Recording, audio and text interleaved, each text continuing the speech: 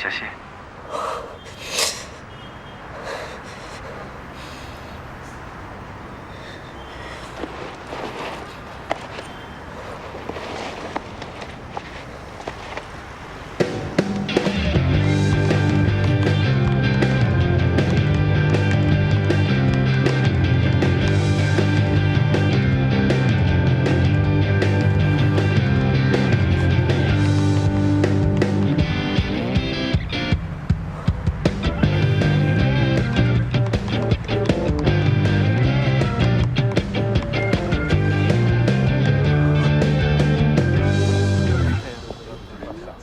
今天我想，夏林七，夏林七，是我，夏林七。那不是长着蛤蟆？夏林七，你看得到我吗？啊？夏林七。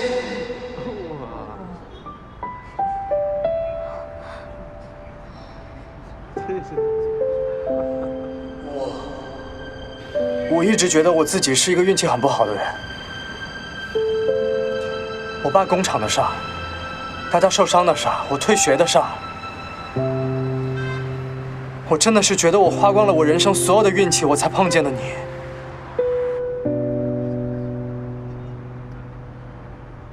我因为你，我开始重新认真上学，去规划我的未来。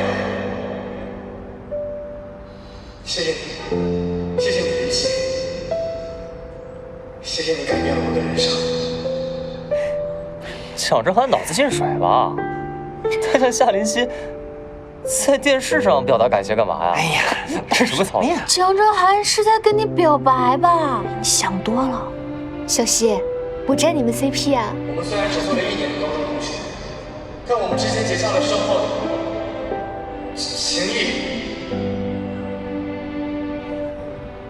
我们第一次见面，在朵朵家，在网吧，在我们的秘密基地。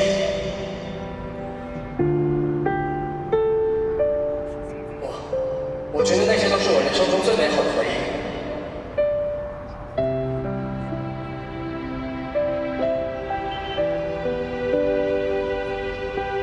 我之前不告而别，我承认那是我的错误。可能是因为我不希望你因为我的原因而耽误了你的高考。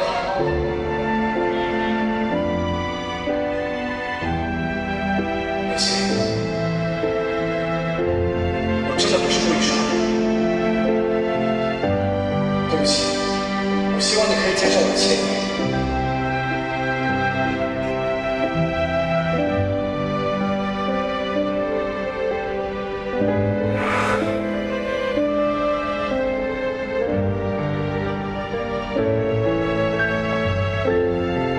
不会是郑哥，这我刚才跟你说了，现在就在来的不是我，等我好吗？这什么高调？这要靠这里什么都不懂。蒋振涵跟你道歉了。